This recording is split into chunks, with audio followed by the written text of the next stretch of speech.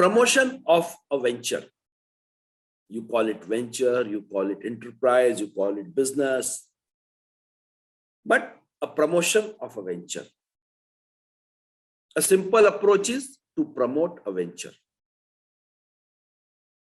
How? Let's understand.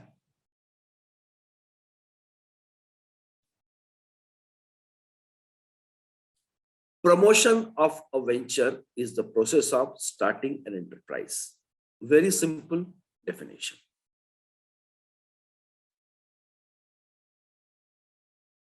And when it begins, how it starts? It begins when an idea of forming or establishing a venture conceived either by a person or a group of persons, and thereafter go for identifying the scope, nature, and size of the proposed enterprise. So it starts with an idea, either by an individual or a group of persons, and then identify the scope, what is the nature of that enterprise will be, what the size of that enterprise will be. It flows accordingly.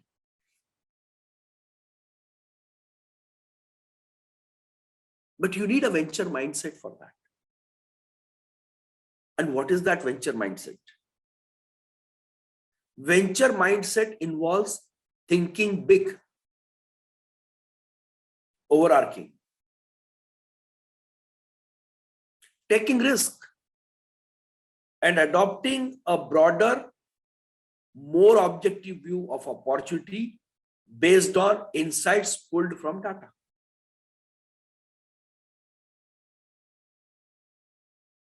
Don't restrict yourself in your ideas. Think big. Think beyond the boundaries. Think for taking the risk.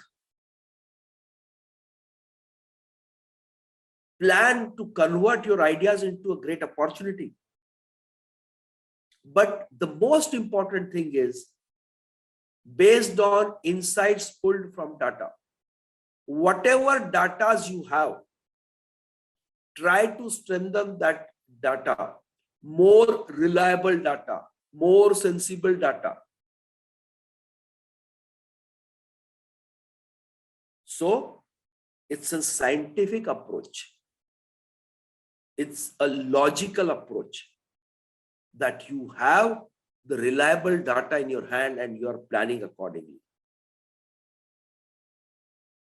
If your idea is without data, while converting into the opportunity, make sure that you have logical database with you for your ideas to be converted to an opportunity.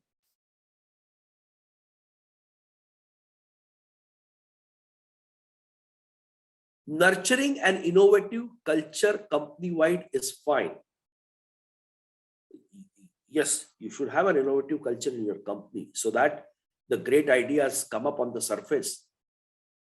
You can predict disruption in the industry. Even you can improvise your own product with the help of innovative culture. But it may not necessarily propel growth the way far-sighted investment can. Innovative culture is good, but you have to make sure that you have a clear investment plan for the growth. So only innovative culture is not sufficient. Financial growth needs investment. So you should have a strong investment plan with you to support your innovative culture. The meaning is that.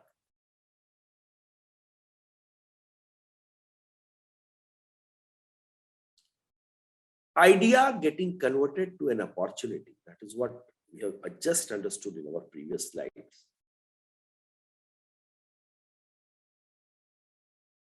Idea to opportunity. To become an opportunity, an idea needs to be evaluated and acted upon. That's a very fundamental statement and a very true statement. To become a business opportunity, your idea needs to have a potential economic value. your NPV, your IRR, your payback period should create an economic value to your idea. And in a broad spectrum, if I say economic value, if I simply say your idea should be able to create a profit, as straight as simple. And your product should be sellable. Customer will pay for your product. So, converting an idea into an opportunity must qualify this very basic evaluation and selection criteria. Economic value, aiming to have profit, and product is purchased by the customer. Consumers are inclined to buy your product. You have to do a venture opportunity screening. Opportunity screening is the process by which entrepreneurs evaluate innovative product ideas, strategies, and marketing trends. So, if you have an innovative product, that idea need to be evaluated.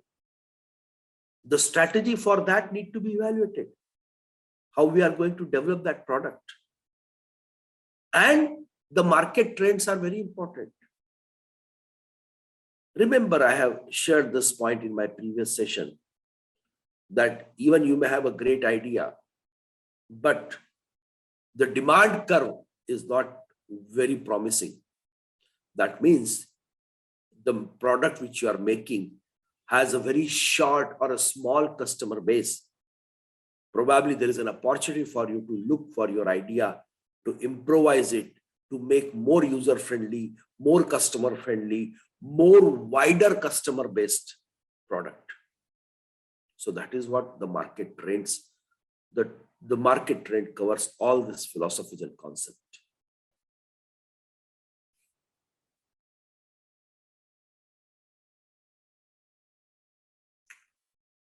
Venture opportunity analysis.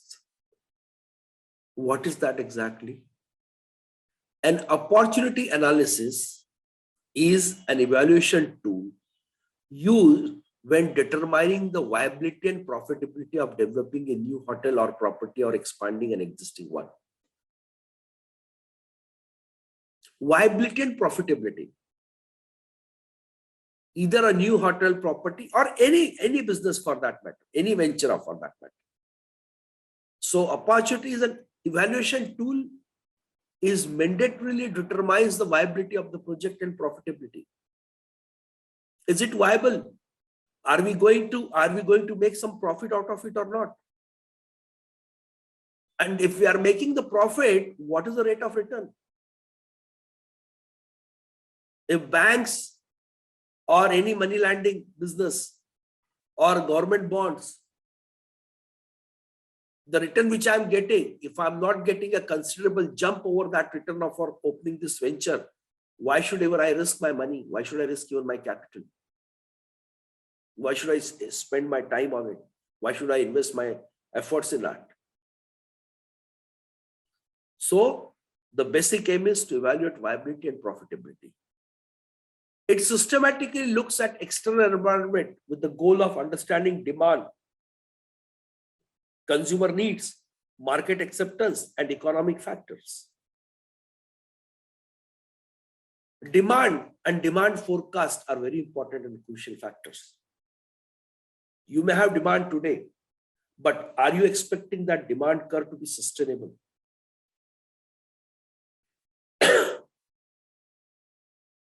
You may not be able to forecast the demand for a longer duration. But at the same time, you may have to forecast, or you may look for the forecast of your demand for next 3 or 4 years duration, in which period you are start making the profit. Your break even is happened. So you are at least assured that your break even, your demand is sufficient to make you a break even and start making the profit. That is the first essential selection criteria. Consumer needs. You have to identify how the consumer needs are there, and is your product is fit for consumer need. Market acceptance and economic factors. How the market is accepting your product, and what are the governing economic factors. Is the product is meeting some subsidies? Is the product is expected to be banned in over a period of time? Any legal complications are expected with your product?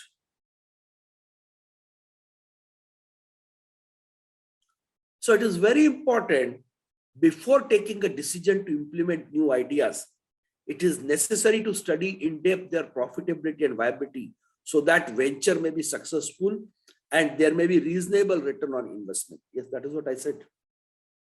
Such studies are called opportunity analysis, and it is done in various ways. Opportunity analysis, feasibility analysis, and it establishes that ultimately we are making a profit and there is an opportunity to have a sustainable business or sustainable venture, sustainable enterprise over a considerable period of time.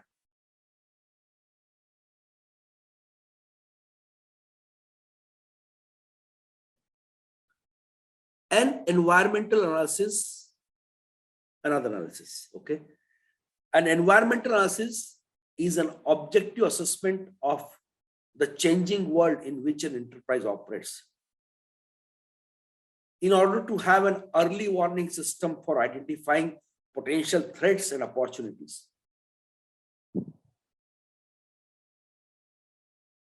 You have an idea, you can develop, convert it to an opportunity, you can make a wonderful product from your idea.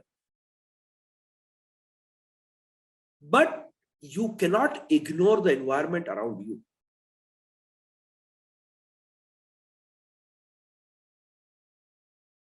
Correct?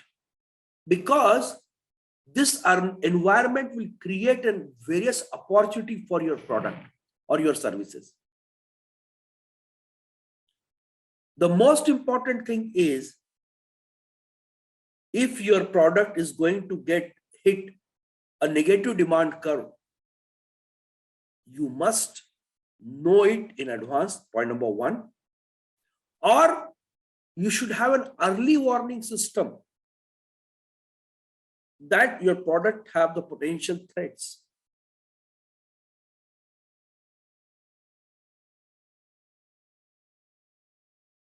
A simple concept, a very simple concept, correct? When the first time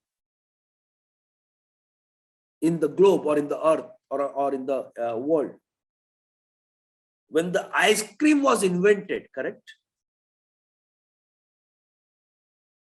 So they must have seen a very high growth curve, demand curve of ice cream in summers. But at the same time, the growth curve of ice cream was hit very badly in winters. This I am talking when the ice cream was launched in the first time in the market. So from there, the ventures or the entrepreneurs, they understood that there is a change in demand curve. So the early warning system is, when the winter is coming, let's look for reduction in production, or probably very less supply, reduce the supply to the 10% to the market.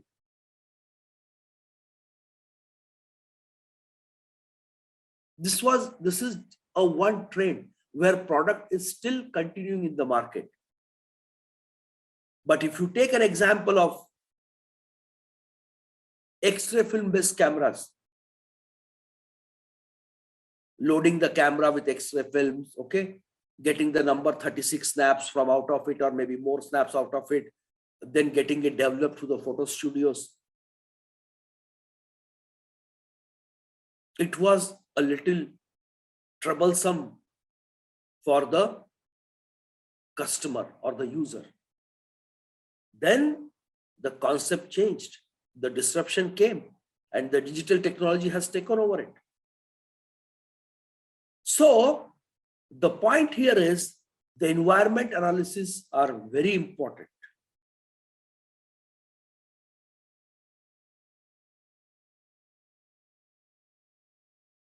A simple example, a city in India was there for 75 years, but due to the development programs, a dam was built on a river just nearby to that city, and the whole city has been vacated. And imagine you have just put a plant over there for your production 2 years before or 3 years before, and you are not understood that environment. So it could be of any nature. You lost your customer, you lost even your manufacturing premises because of this development plan. So the environment analysis is from multiple directions, from customer perspective, from legal perspectives, from disruption perspectives, from your competitor perspectives. It's a holistic approach to understand anything beyond your boundaries. And steps for external environment analysis is you do a scanning, you do a monitoring. That is very essential. You do a forecast based on it. What will be the ice cream production in winter and what will be ice cream production during summers? And you do a sustainable assessment. And by the way, as we discussed in our previous session on business plan, it's a live document. So similarly, these analyses are also a live analysis. It's not that you have done today and you need not to do it for next 10 years or 5 years or 2 years. No, they need to be worked upon 24/7. They need to be looked by on a continuous basis so that you can detect even a small warning which is coming on your business, any threat coming on your business, any risk coming on your business.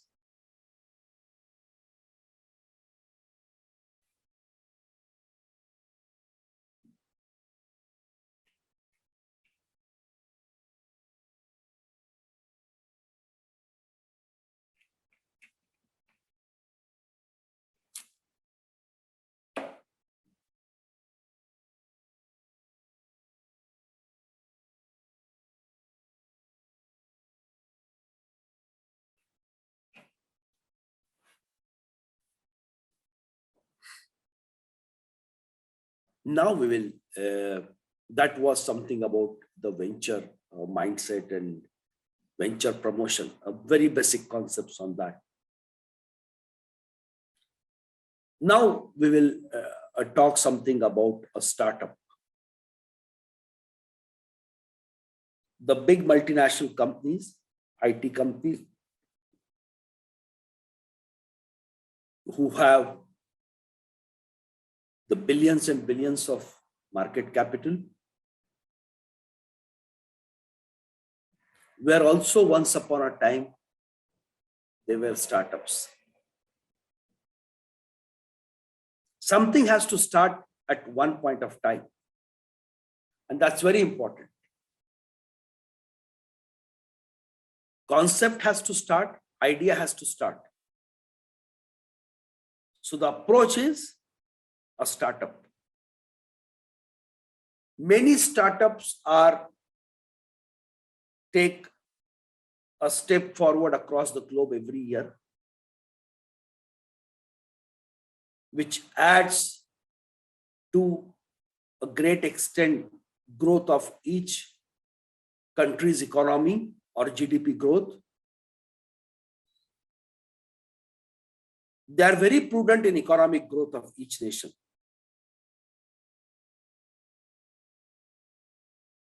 Many ideas do not get converted to a realization, or they reach somewhere and then they stop. But the most important point is startups are an essential component of entrepreneurship. Entrepreneurship focuses on startups because they directly hit the growth curve of enterprises in any country. That's the most important thing. And let's look into the startup fabric now very slowly.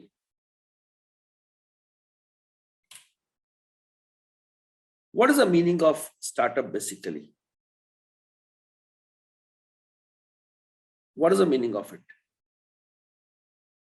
The term startup referred to a company in the first stage of operations. Correct?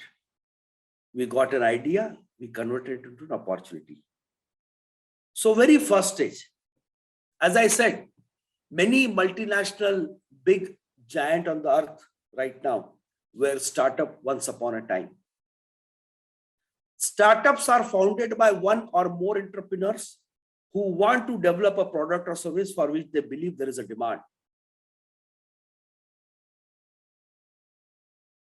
Let's understand now the point here. It is the confidence that you have a demand curve.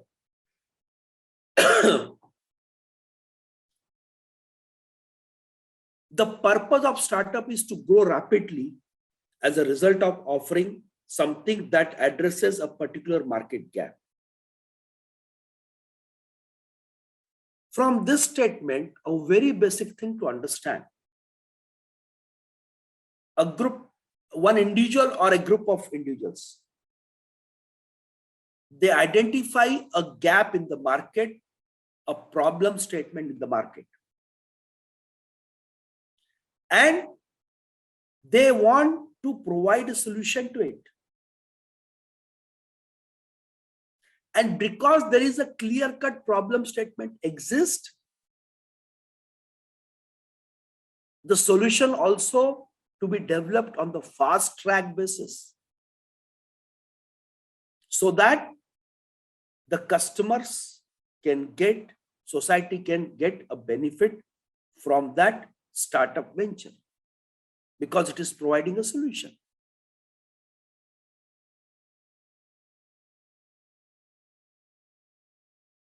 A simple example of startup just to support this statement.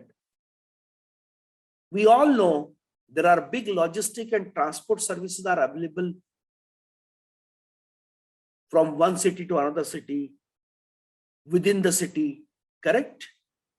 Packers and movers, they transport your luggage from one place to another place, your household goods, industry goods.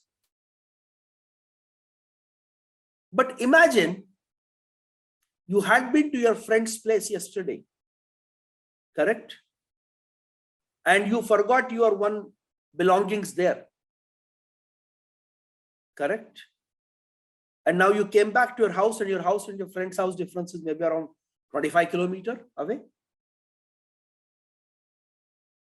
Now either your friend comes and give it to you, or you travel back to your friends and collect your belongings. That was a normal trend.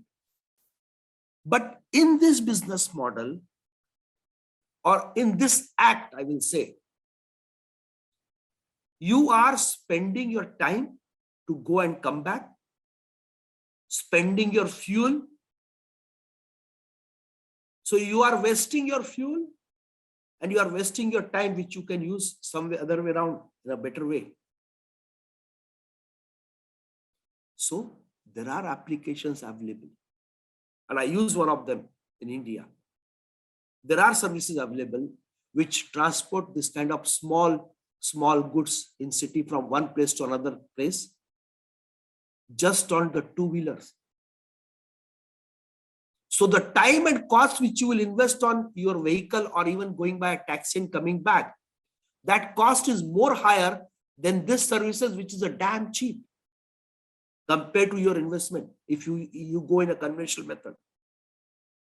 So the point here is there is a gap identified in the city to transport these small goods from one place to another side and avoiding unnecessary trafficking of individuals or the taxis from one place to another place. And this kind of business are doing a good business modeling. So there was a gap. The gap has been identified. And there are so many gaps like this, which are being dealt by startups, because startup starts with an identified gap statement only, or some innovative statements.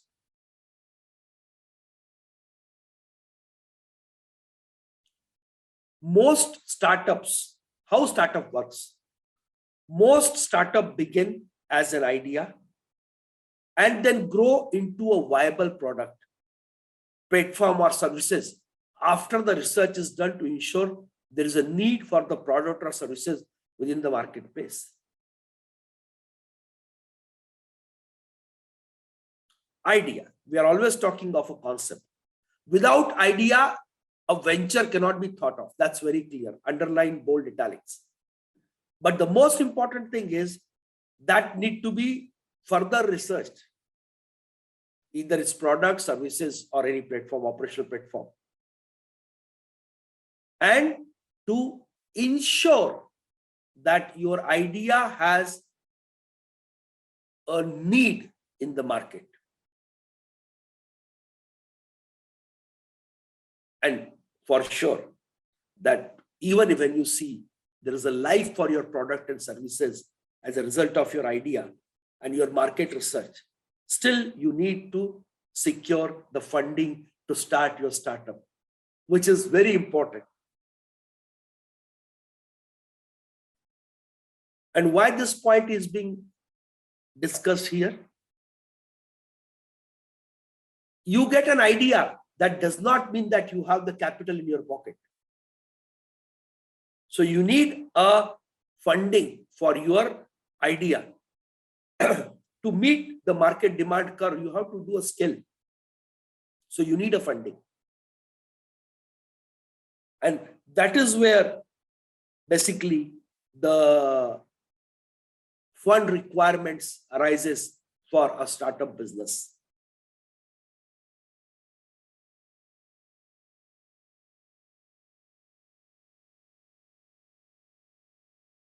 We will understand this flow chart of how to start a startup. This is very easy and very simple. But we have to remember one point. There are no shortcuts. Each step is important in the startup life cycle. If you miss one, you will have to redo the process. So let's flow through this flow chart, which is very simple, understandable, but essential to know. Let's start with this green arrow.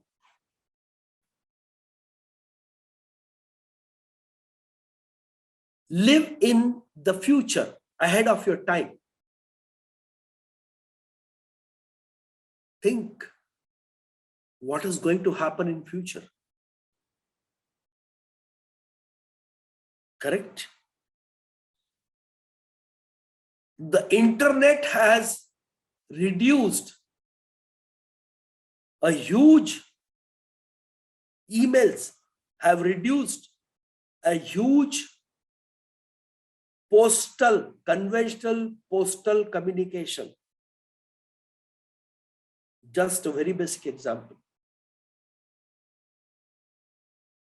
So, to bring an idea of growth, to identify what is missing in the world or what is available in the world, how I can improvise. See, there are two criteria basically. What is missing in the world? Okay. And how I can supplement it with the future perspectives. Not just for 1 day, 2 days, or 1 day or 1 month. No. How the missing system of production, product, services, which is missing today, how I can supplement it with a future objective. Or even what is expected to come in future, look for that. So in both the scenarios, the things are not existing today in the industry. Artificial intelligence, Internet of Things are one of the great examples of the future gaps, future ease of business. UPIs, digital payments, all these ideas were not existing couple of years before. Parallel banking systems were not existing couple of years before. So look for the gaps. That is one thing. Second thing is, look for the gaps in the existing systems. How it can be improvised. If you are very happy with the gasoline vehicles, no need to go for electrical vehicles, but disruption is coming. Disruption is replacing, there is a threat to the conventional four-wheelers and two-wheelers which are working on petrol and diesels from the electrical vehicles. So look beyond the present time, live in the future. What is missing in the world? You are identifying.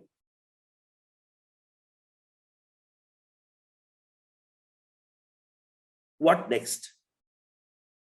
Write down your thoughts. Make a concept on your ideas. Write it down. Once you write it down, you become more clear what is the concept you possess, what is the opportunity statement you are making for this gap. And then make a prototype.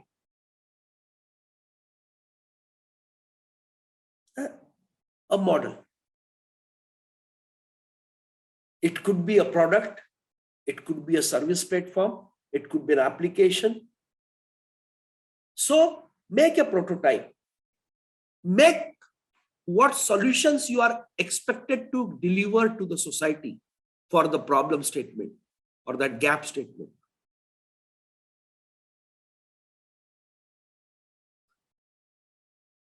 Show that prototype to a couple of persons. Discuss your concept. Discuss your solution, what you're expecting. That will give you the first feedback, genuine feedback about your prototype or your concept and opportunity statement. Take the feedback. Take the feedback. And rework on your prototype. Make it a sensible product for the society.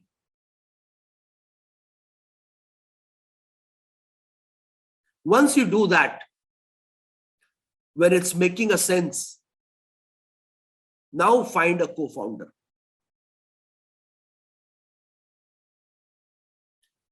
Why the co-founder is required? I ask the question. Let's understand the phenomena. It is not necessary that an engineering idea can come only in the engineer's brain. It can come in anybody's brain. It's a solution to a problem statement. And you are developed with the help of some local workshop. You have created an engineering solution for it. Okay, you created a prototype, what you are thinking. But when it comes to a conversion of a startup, when you are getting into a business concept, at that point of time, you need a technical expert with you on board to support the scalability of your product, to establish a good plan for you, which is definitely not your expertise. It could be a technical subject matter expert, could be your co-founder. If you need a finance, correct? So you can find out a partner who has inclined for this purpose, for this cause or this objective, and he has possessed some capitals with him. So it's a collaborative journey. Starts.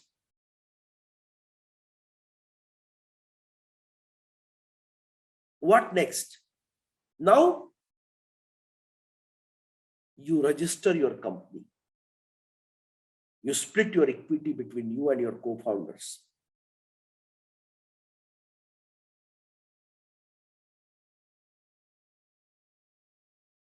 One thing which I did not say so far is, if you want to do a patent for your prototype, if you want to do a solution developed for the problem statement, if you want to register it, patent it.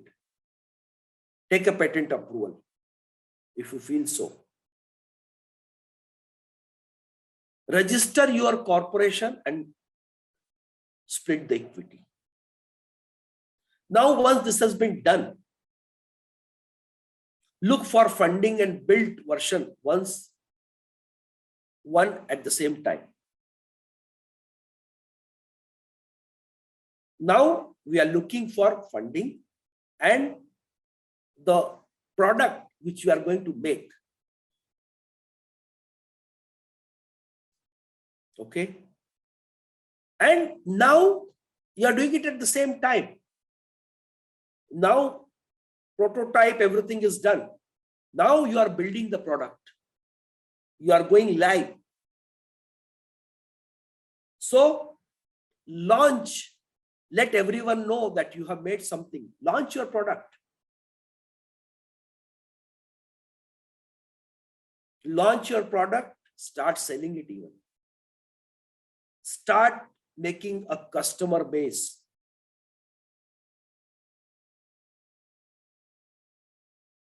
Now, the marketing stream has to be very critical. Market analysis, market research plays a very vital role at this point of time. If your product is purchased by 1,000 persons in a month, try to see next month, out of that 1,000 customers, how much customers are coming back to you. Because in the second month, you may get 2,000 new customers. But what happened to that 1,000? Are they coming back? If they are not coming back, or a great percentage is not coming back, take this as an environmental alarm. Look back in your product. Try to reach out why they are not coming back. Try to include their suggestions.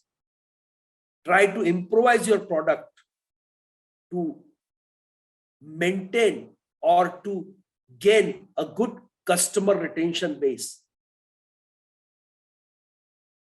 Do it. Keep doing it. Keep reiterating it, so that we really able to retain a good percentage of customers. If you cross 50% retention, great. But strive for 100% retention.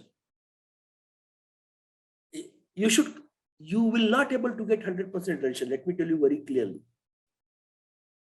It is really a Herculean task. But your aim should be to retain the 100% customer. That is an upper limit. Customer should come back to you as soon as his product or when he needs services next time.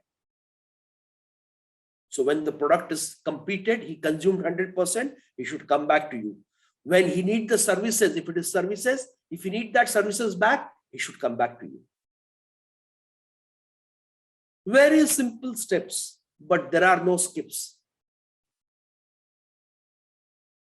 Second month, when customers, out of 1,000 customers, only 100 customers came back to you.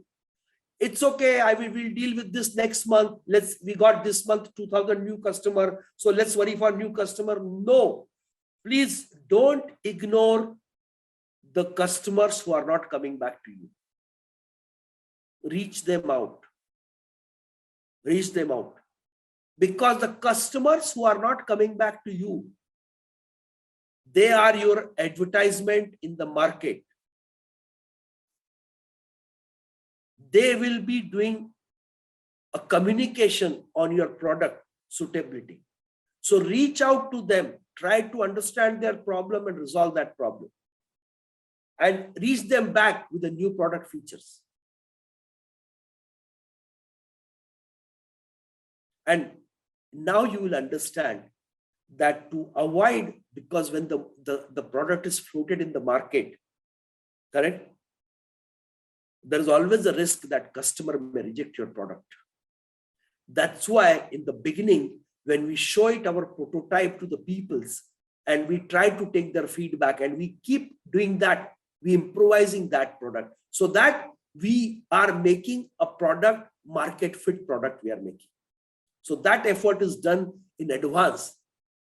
That's why I said in the beginning, there are no shortcuts. There are no skipping of steps. Because before the customer reject your product up to certain extent, we have done our homework to make our product market fit. We have not kept any stone unturned. Still, there will be a rejection in the market. Don't get surprised by that. But there will be a chances of rejection will be reduced a lot if we really work in prototype. We keep reiterating it. We keep making a market-worthy product. So now we are repeating this cycle again. When we are using our 1,000 customers or users, we are improvising. And now we got a good customer retention ratio, 50% plus. So now you are confident that your product is accepted in the market. You have good customer retention base, 50% plus. And new customers are adding every year on year, month by month, you are adding around 20%, 30% new customers you're adding. So your growth curve of addition of new customer is good. And you are able to retain the existing customer at the rate of 50% retention ratio. That's a good number.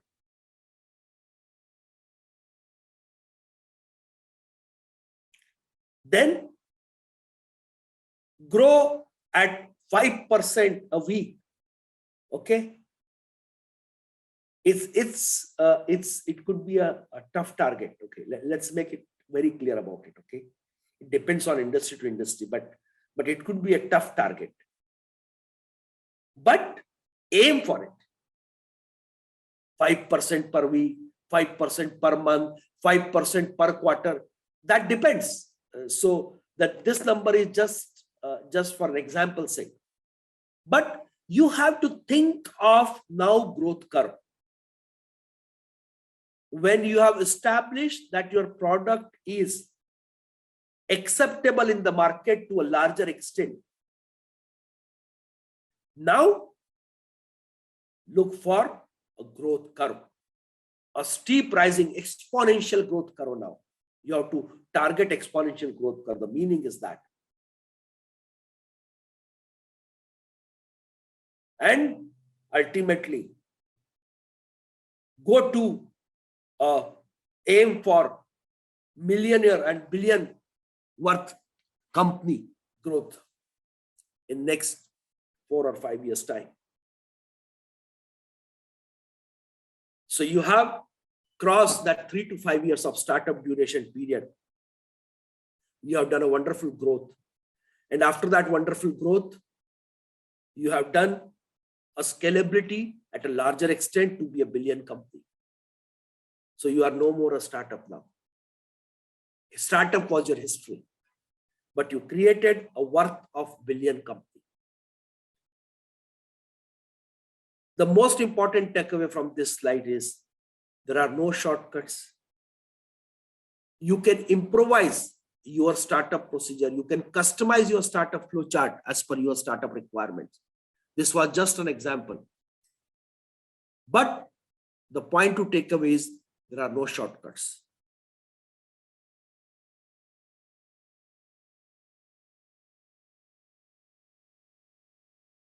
Same thing what we saw in our previous slide, correct? It just a broad second understanding on the same concept from different perspectives. So there are two periods duration, incubator and accelerator. So say for first 6 months to 3 years is basically an incubator period.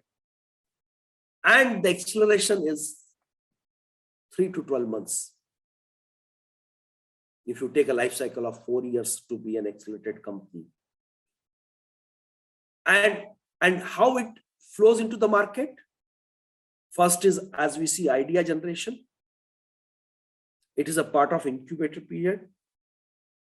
Seed stage. And third is growth stage, where we are migrating from incubator stage to accelerator stage. Now we are accelerating. Idea generation, ideas and concepts and team formations. Then seed stage, product development support, co-working space, research laboratories, startup boot camps, faculties and alumni supports we are seeking. In the growth stage, market validation of product and testing. We are getting into that. Integrating feedbacks, developing tools and APIs, shared resources. You saw that. We entered into the market validation now. Acceleration stage. Now, up to growth stage, the product is now market fit. Now we are doing an acceleration stage. So we are collaborating with industry mentors, CEO coaching. We are doing a road shows. We are doing investors pitching sessions. We are approaching the venture capitalist, angel investors to support our scalability for acceleration, growth curve. So this is how another look up on the startup business model or a flow chart. What we saw in the previous two slides, just in some few bullet points, it's explained how to start a startup. Start with great idea, make a business plan, which we discussed in our session 3, business plan, which is very critical. Write it down, the thoughts, what we saw. Secure funding for your startup, very essential. Surround yourself with right people. Bring the right co-founder on the board with you. Make sure you are following all legal steps, very essential. Don't put your business under the legal threats. Don't bypass the legal state. Take all the required approvals, prerequisites to have a startup in place. Establish a location, physical location and online location. develop a marketing plan. That is what very essential to increase and improvise on the market retention ratio, customer retention ratio, and build a customer base. So with this, you get a great idea for startup and some characteristics of startup company. If you talk of, there are innovations. They have inclined to the problem solving. They are fast growing and scalable. And they are flexible also with an agile approach, lean approach. They have to be flexible to adopt the requested change as per market demand. Higher risk. Yes, there is a higher risk available because you are venturing out. Nobody has ventured out here. Or you are coming with a disruption to the existing business model. So probably your disruption may not be suitable. So there is a high risk. Strong company culture. That is very fundamental essential requirement. You have to build a company culture also when you are building a startup. Young in age, yes, 3 to 5 years. Smaller teams, yes. You are not pulling the crowd within the company. You are pulling the crowd as a customer base with the help of very smaller, proficient, efficient teams. Technology oriented because you are inducting technology. Often funded by outside investors. Yes, this we know. Because you need a funding from the various investors, correct? And those investors will be interested to look a potential in your business ideas and the opportunity you have created, your product services you created for that gap statement. So it is often funded by angel investors, venture capitalists. That is something common characteristics of a startup. How long is a startup considered a startup? It's around 3 to 5 years, as I said, with innovative and disruption business model or technology. Because by this time, startup moves to the acceleration mode, million and billion company. The journey starts if startup succeeds. The journey starts to be a million, multi-million, or a billion company. So this is a duration of scalability. Targeting a significant revenue and staff growth, thriving in a high-risk environment. Yes, that's true. There's the risk. This beginning period is a highly risk period. High-risk zone. You are in red risk zone during this period. But you are still working out.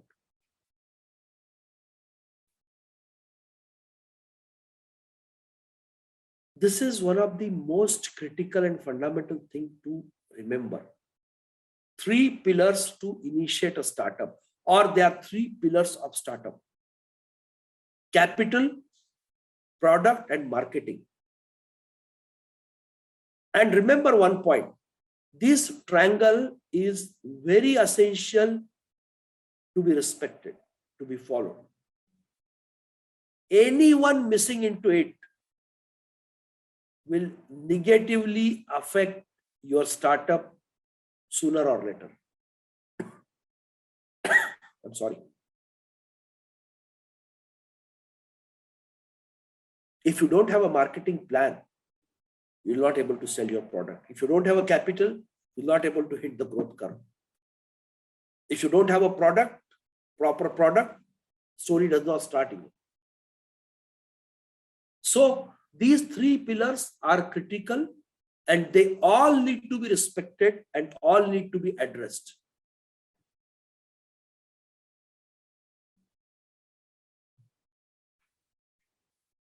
Now, how to arrange the funds? What are the funding options available for startup? Self-funding, you can call it bootstrapping also. Take out your pocket for your investment, okay? Friends and family, they become your first investor, okay? After you look for your friends and your family. Then crowdfunding, you just request the public that you have an idea like this and they want to invest into it. So that is called crowdfunding. Then incubators and accelerators, the fellows who are coming on board with you for these 2 periods, they are giving a funding for your startups. Angel investors, those private investors, they look an opportunity and they do an investment in your thing. When you need more capital, you go for venture capitalist. And then loans, debts, credit cards, or the government small business grants. So these are your funding options. But when you accelerate, when you want to do a scalability, your product has become market fit product. Then at that point of time, when you are already jumped out of the startup boundaries, now you are a growth company. You have established acceleration in the market and you need a huge funding for bigger expansion now. Now you want to open your 25 service outlet across the country. You want to open 4 production manufacturing units across the country. Then you are going for probably a public limited company. You are going for initial public offer also. But that is outside the startup boundary. So this is how we saw that venture mindsets and venture growth and the startup basics, how it flows and required to be supported with different technological, scientific and banking management, business management, supply chain management support to grow our startups.